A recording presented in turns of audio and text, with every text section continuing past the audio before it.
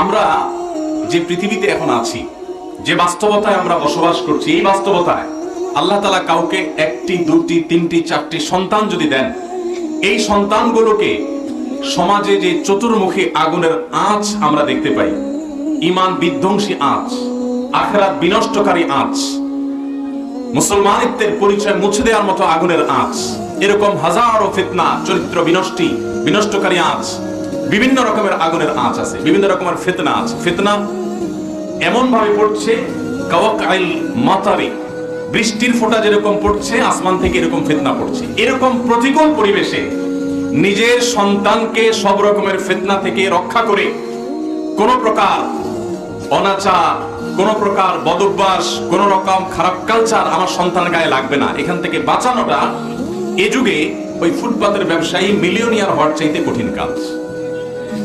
আমি কি বোঝাতে পেরেছি? যারা সাফার না করছেন তারা বুঝবেন না। ওয়াজ মাহফিলে ঠিক ঠিক না যায় সেটাও ঠিক। ওয়াজ মাহফিলে আমরা বেশিরভাগ মানুষই ঠিক বলি না বুঝে। অনেকে আছেন এখনো বিয়ে শাদী করেন নাই, সন্তান লালন পালনের চ্যালেঞ্জ কি সেটা অনেকে এখনো টের পান নাই। আমার খাস ওস্তাদদের কেউ তাদের সন্তান নিয়ে এখনো গলত ধর্ম বিপদে আছেন। আমরা নিজেদের সন্তান সন্ততি নিয়ে প্রত্যেকটা মানুষ কম বেশি পেরেশানিতে আছে।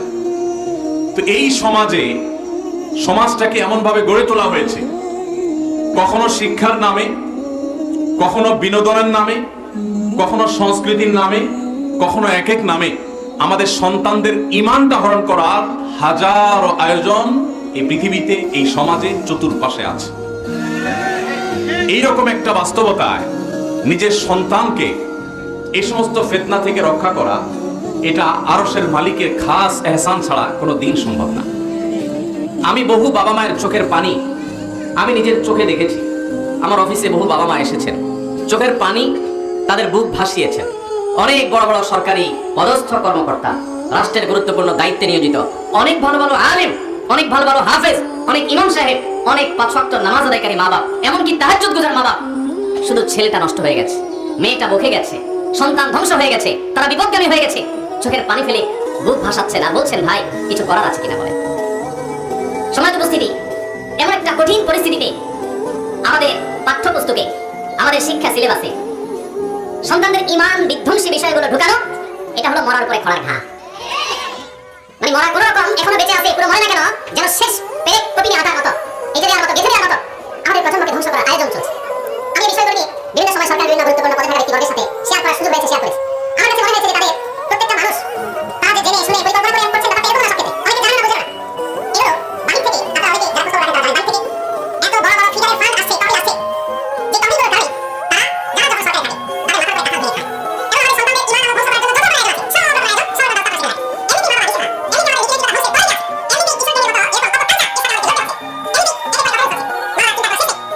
এমনি এটা কথা বলতে আছে না, চিন্তা করে শেষে এরপর আমাদের পাঠ্যপুস্তক, আমাদের শিক্ষা কার্যক্রম, শিক্ষা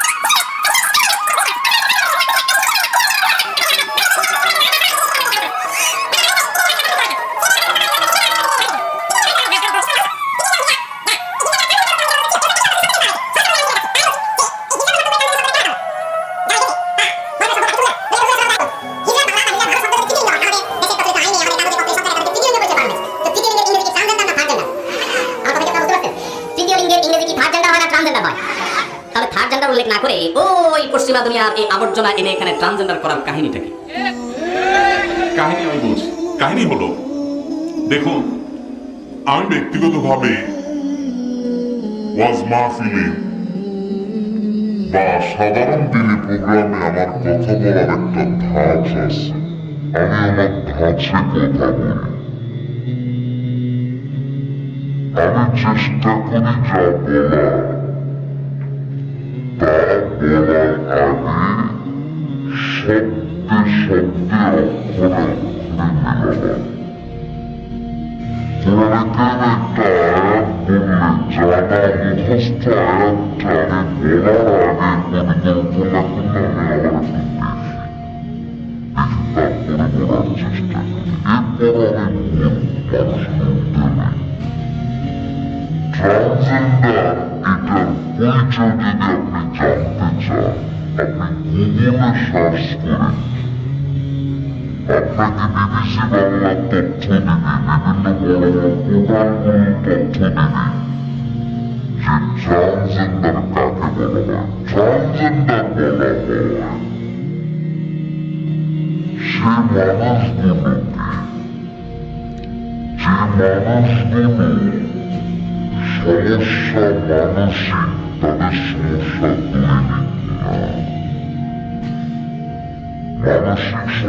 দৈনিক না। মানসিক সমস্যা বলতে তার শরীরের অবকাঠামো অপদমস্ত একজন ছেলে, কিন্তু তার আকর্ষণ ছেলেদের দিকে, ছেলে হিসাবে আকর্ষণ হওয়ার কথা মেয়ের দিকে, কিন্তু আকর্ষণ ছেলের দিকে।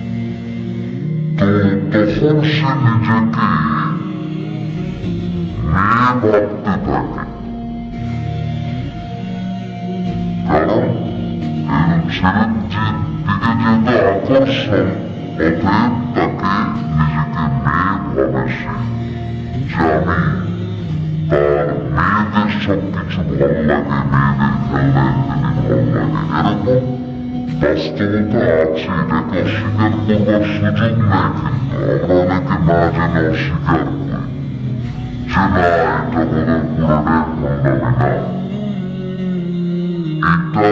এটার নাম দিয়ে বহু ভণ্ডামি চলে। অবৈধতার এই অপকর্ম, ঘৃণ্য কর্ম চলে, এবং বাংলাদেশে এটার জাল কতদূর বিছানো হয়েছে, কত দূর চলে গেছে, পাড়ায় পাড়ায়, মহল্লা মহল্লা। এটাকে ডেভেলপ করার জন্য, এটাকে উন্নয়ন করার জন্য শত শত নয়, হাজার কোটি টাকার ফান্ড বাহির থেকে আসতেছে। যে দেশে প্রতিবন্ধীদের দেখার কোনো মানুষ নেই, যে দেশে রাস্তাঘাট কালভার্টের অভাবে মানুষ অনেক কষ্ট করে, যে দেশে শীতের কষ্টে মানুষ এখনো মারা যায়, যে দেশে খাদ্যের অভাবে মানুষ এখনো কষ্ট করে, যে দেশে কনকনা শীতে এখনো ফুটপাতে আপনি মানুষ দেখবেন শুয়ে থাকে, যে দেশে ছোট শিশু মায়ের দিকে তাকিয়ে ফেলফেল করে খাবার অপেক্ষায় থাকে যেখানে শুকিয়ে যায়, যে দেশে সন্তান মায়ের লাশ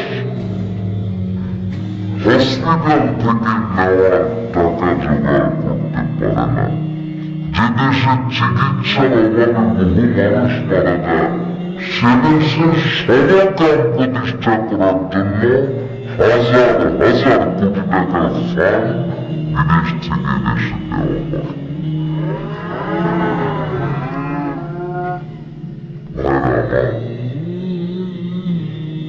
সেখানে সেই টাকাগুলো হালাল করার জন্য, হালাল করা বলতে যারা দিচ্ছে তাদের নিরক হালালি করার জন্য, তাদেরকে দেখানোর জন্য পাঠ্যপুস্তক নিয়ে এখন আলাপ হচ্ছে। আপনারা জেনে অবাক হবেন, সরকারি বেসরকারি বহু ফোরামে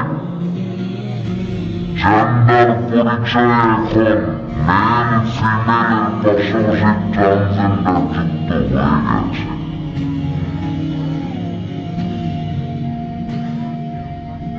এবং এই যে একটা ব্যাপার,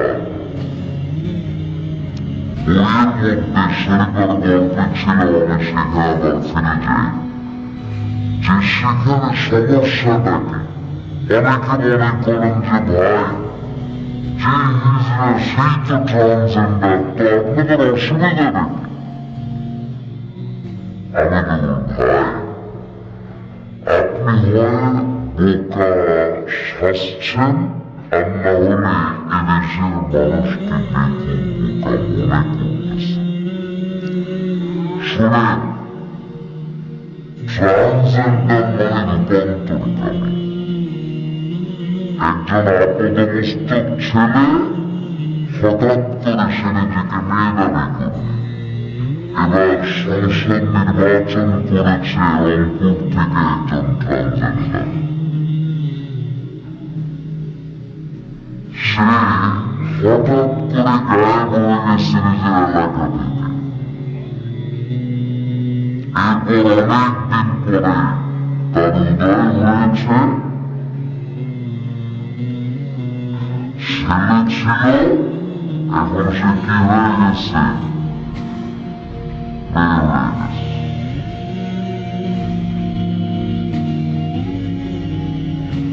আবার চটকদার নিউজ আমরা দেখতাম কিছুদিন, যে একজন ছেলে হঠাৎ মেয়ে হয়ে গেছে। হঠাৎ মেয়ে হয় না, কিছু অসাধু ডাক্তার অপারেশন করে, এবং এগুলো নিয়ে বহু নিউজ হয়েছে, ধরা পড়েছে। আপনাদের শুধু একটা তথ্য দিই, এই বছর বাচ্চাদেরকে কয়েকজন ট্রান্সজেন্ডারের সাথে, ট্রান্সজেন্ডার তো বইয়ে বা উল্লেখ করা হয় না, তৃতীয় লিঙ্গ বা হিজড়ার সাথে পরিচয় করা হয়েছে। আমি চেক করেছি, 4 জনের নাম উল্লেখ করা হয়েছে। তাদের মধ্যে 3 জনকে আমি পেয়েছি যে বিবিসি বাংলা, দৈনিক সমকাল এবং আরেকটা প্রথম সারির রেজিস্টার্ড গণমাধ্যম, 3টা গণমাধ্যম আমি দেখেছি। তাদের প্রত্যেকটা মানুষকে মিডিয়া ট্রান্সজেন্ডার দাবি করেছে। মহিলাদেরকে হিজড়া হিসেবে পরিচয় করাচ্ছে। ট্রান্সজেন্ডার আর হিজড়ার মধ্যে পার্থক্যটা আমরা বুঝি। হিজড়া হলো তার বডির স্ট্রাকচারে সমস্যা আছে। তার শরীরে একজন পুরুষের অবয়ব অবদানের পাশাপাশি নারীর অবদান আছে, অথবা একটি পুরুষ তার নারীর অবদান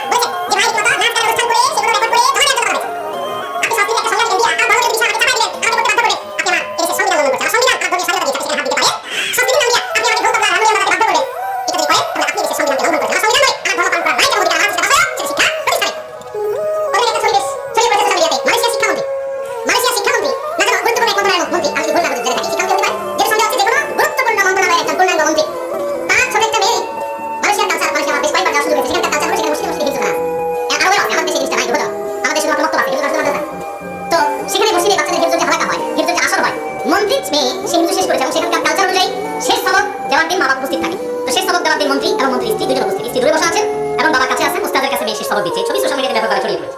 আমাদের দেশের এরকম কোন মন্ত্রীর কোন বাচ্চা মসজিদে হেফজু পড়বে, মন্ত্রী যায় সেখানে হাজির হবে, এইটা যদি কোনোদিন হয় তো সেদিন পত্রপত্রিকা মিডিয়া এদেশের তথাকথিত এক শ্রেণীর সুশীল এক শ্রেণীর আপনার তথাকথিত বুদ্ধিজীবী দেখবেন গেলে গেলে রব উঠে মনে হবে যে দেশটা আরো সাদরে চলে গেছে। কয়দিন আগে একটা বিশ্ববিদ্যালয়ের লোগো থেকে কোরআনের একটা আয়াত ছিল, সেটা বাদ দেওয়া হয়েছে। সমাজের খাঁজে ভাঁজে কোন কাঞ্চিতে ইসলামের কণা, ইসলামের নাম নিশানা থাকলে সেগুলো ধুয়ে মুছে পরিষ্কার করার জন্য একটা এজেন্ডা কিছু মানুষ হাতে নিয়েছে। ভাইরা আমার, এদের হাবভাব দেখলে বোঝা যায় দেশ যতটা পিছিয়ে আছে, যতদূর পিছিয়ে আছে এখনো এদূর বোধ হয় শুধুমাত্র ইসলামের কারণে পিছিয়ে আছে। মালয়েশিয়ানরা ইসলামকে বুকে ধারণ করে, তাদের রাষ্ট্র, তাদের রাষ্ট্রের সমস্ত অর্গানগুলো ইসলামকে বুকে টেনে ধরে। তাদের সংসদের পাশে যে বিশাল মসজিদ, আমার যাওয়ার সুযোগ হয়েছে, তাদের দায়িত্বশীল জনপ্রতিনিধিরা দলে দলে এসে নামাজ পড়ে এবং কোরআন শিক্ষা সেখানে বাধ্যতামূলক একটা পর্যায় পর্যন্ত। সেখানকার আইন, প্রত্যেকটা প্রতিষ্ঠান ইসলামকে এত সুন্দর করে ধারণ করে। কই, তারা তো আমাদের চাইতে অনেক এগিয়ে গেছে। তাদের ইসলাম পালন তো তাদের উন্নতির পথে বাধা। এদেশে বেশিরভাগ মানুষ ধর্মপ্রাণ, আমি যেটা শুরুতে বলেছি, হিন্দু হোক, মুসলিম হোক, খ্রিস্টান হোক, এই ধর্মপ্রাণ মানুষগুলো এই মানুষগুলোকে তাদের বিশ্বাসের বিরুদ্ধে জিনিস চাপাতে চাপাতে চাপাতে মানুষ কত নিবে, একটা সময় মানুষ অসহ্য হয়ে উঠবে। আমি এই জন্য বলছি, খবরদার আপনারা আগুন নিয়ে আল্লাহর রাস্তায় খেলা করবেন না, এবং যারা খেলছে এদেরকে চিহ্নিত করুন কারা এই কাজগুলো করছে। ওলামায়ে কেরামকে আমাদের কাজ করতে দিন, তাদেরকে তাদের বিষয়ের বাইরে এসে কথা বলতে হয় সেই পরিবেশ আল্লাহর রাস্তায় তৈরি করবেন না। আল্লাহ আমাদের যথাযথ কর্তৃপক্ষের জন্য বোধোদয় হয় সেই তৌফিক দান করুন। যারা বলার চেষ্টা করেন যে বইয়ে তৃতীয় লিঙ্গের গল্প হিসেবে শরীফার গল্প আছে, সমস্যা কোথায়? হিজরা বা তৃতীয় লিঙ্গের সমস্যাটা হলো শারীরিক, এই গল্পে দেখানো হচ্ছে মানসিক। এটা হলো ট্রান্সজেন্ডার ইস্যু, শুধু শব্দ চেঞ্জ করা হয়েছে। এটা বোঝার জন্য পণ্ডিত হওয়ার দরকার নেই, একেবারে প্রাথমিক ধারণা রাখেন এমন মানুষও বলতে পারেন, কিন্তু সেটা খুব সূক্ষ্মভাবে আমাদেরকে গেরানো হচ্ছে। আল্লাহ তাআলা আমাদের সবাইকে ফিতনা থেকে বেঁচে থাকার তৌফিক দান করুন। ভাইরা আমার, আরেকটা বইয়ের কভারে আমি দেখেছি একটা মেয়ে তার অবয়ব বলতেছে, বইতে যে বাচ্চাদের ছবি আছে সেখানে একটা মেয়ের ছবি দেখানো হচ্ছে 10 থেকে 12 বা 13 বছর বয়স হবে, এই রেঞ্জের মধ্যে থাকে, 10 থেকে 13-14 মধ্যে থাকবে। 13-14 বছরের একটা মেয়ে এই দেশে, শহর তো দূরের কথা, গ্রামেও হাফ প্যান্ট পরে। আপনাদের এলাকায় আছে 14 বছরের মেয়ে, 13 বছরের মেয়ে হাফ প্যান্ট পরে রাস্তা যায়, স্কুলে যায়। তাহলে বইয়ের কভার এটা কোত্থেকে আসবে? এই দেশে যা ঘটে না, এদেশে মানুষ যা দেখে অভ্যস্ত না, কোত্থেকে এসব আমদানি করে দেওয়া হচ্ছে? এগুলো কি ভুলে হচ্ছে? অসম্ভব ভুলে হচ্ছে না, এগুলো সুপরিকল্পিত ভাবে হচ্ছে, সুপরিকল্পিত ভাবে। মাদ্রাসা শিক্ষার বই, সেটাতেও আপনি ন্যূনতম ইসলামী মূল্যবোধের ন্যূনতম কোনো নাম নিশানা পর্যন্ত রাখতে চান না, মানে দেখ। এই জন্য ভাইরা আমার, আমাদের সন্তানদের যে কঠিন এবং জটিল পরিস্থিতির দিকে নিয়ে যাওয়া হচ্ছে, এই বিষয়ে আমাদের সবার চৌকস হতে হবে, চৌকান্না হতে হবে।